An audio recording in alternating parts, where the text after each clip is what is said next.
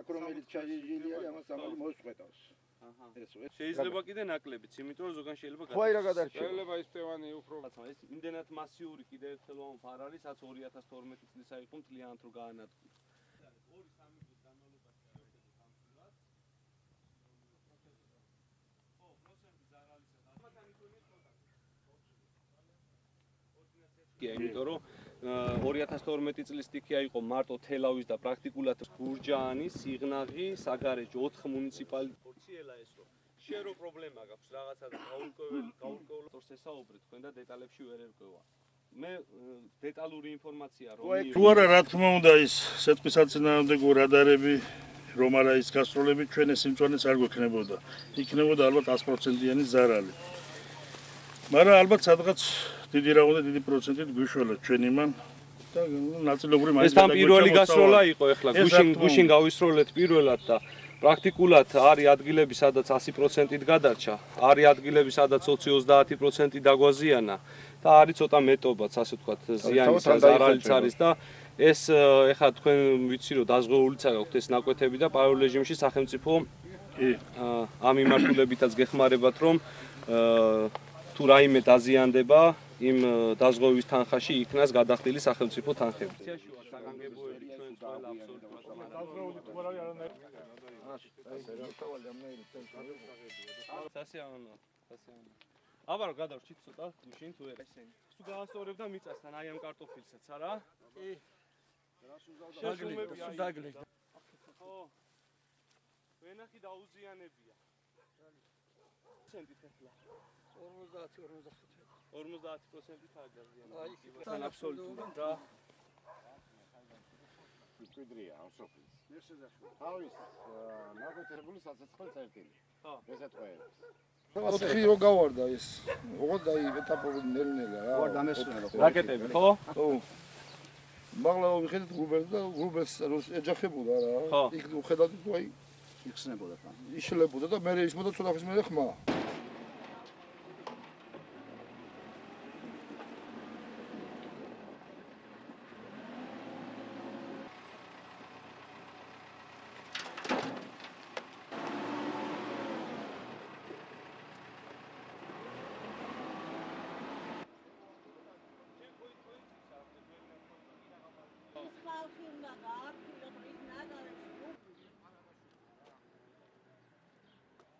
თქვენ პრაქტიკულად ნახეთ რომ გუშინდელი სტიქია იყო გაცილებით მასშტაბური ვიდრე ეს იყო 2012 წლის სტიქია, იმიტომ რომ 2012 წლის სტიქია იყო მხოლოდ და მხოლოდ თელავში და 100%-ით გაანადგურა მთლიანი თელავი შეიძლება ხმამაღლა ითქვას. მწვანე რაც რამე იყო 2012 წელს პრაქტიკულად ვერაფერი ვერ გადარჩა.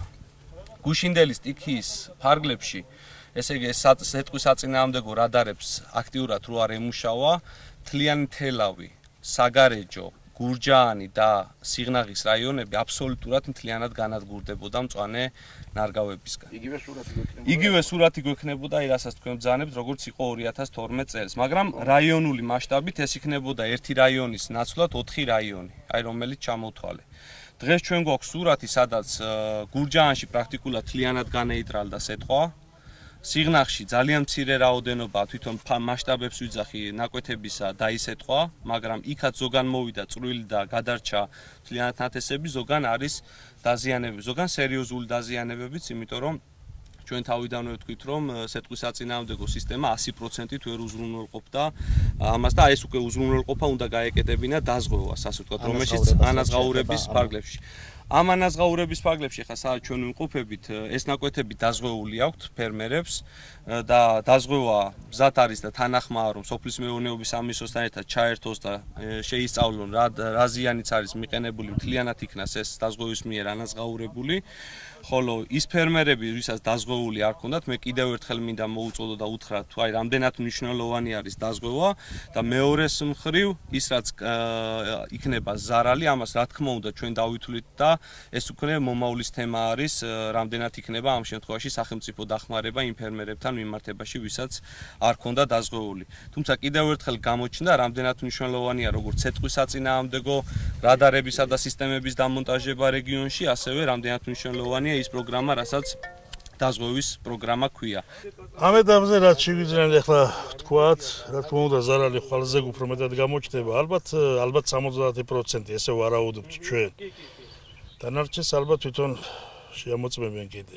ნუ კმაყოფილები ვართ იმით, რომ იმედი გვაქვს, რომ აგვინაზღაურებენ, დაზღვეული გვაქვს ვენახი და სახელმწიფო პროგრამა მუშაობს და რაღაცით გარანტირებულები ვართ, რომ ჩვენი შრომა თლაც არ დაიკარგება. გარდა ამისა, რა თქმა უნდა, ცეცხლის საწინააღმდეგო მუშაობს. ალბათ იმანაც განაპირობა, რომ კიდევ ცოტა გადაგუჩა რაღაც პროცენტულად მოსავალი და ზოგან საერთოდ არ მოვიდა კიდე. ეგეც ძალიან კარგია, რა თქმა უნდა. რომ მესეთყვები არ ჩარეულიყვნენ ამ საქმეში და რა ყოფილიყო, სულ გავნადგურდებოდით უარესათა და გარდა ამისა, ეს ჩვენ ხო დავისეთყვე ქვევით ახარი გადარჩა, თლად გადარჩა, სადაც ესე იგი ისროდნენ. ზევითა და ზევით სხვილი სიტყვა მოდიოდა, მე წვრილდებოდა და წყლად წამოვიდა ბოლოს. ეს გააკეთა, მე დარწმუნებული ვარ, მესეთყვებმა გააკეთა. გუშინ ვიყავით ვენახში. მე და ჩემი ოჯახის წევრები რა და ჩემი ძმაკაცი ვენახსავთ ვიპოვდით. ნუ საღამო ხანს დაიწყო რაღაცის ხმა გავიგეთ რა. აი რაკეტის გაშვების. ოღო დიდი ხმა არ იყო. ნუ მივხვდით რომ ცეცხლის საწინააღმდეგო ის იყო, იქვია ისინი. ტრუბები რა და ნუ ტრუბებს უძახი ცეცხლის რაც უშვებს. ხო და გრუბესში რო ავხედეთ არა მაღლა. გრუბეს. აი მაღლა მიდიოდა რაღაცა და იშლებოდა იქ. უკვე გრუბებში რო შედიოდა. და 4 გასროლა იყო იქ ვიყავით და მე ჩვენ წამოვედით რომ გრუბელი მოდიოდა, ცუდი ამინდი მოდიოდა რა.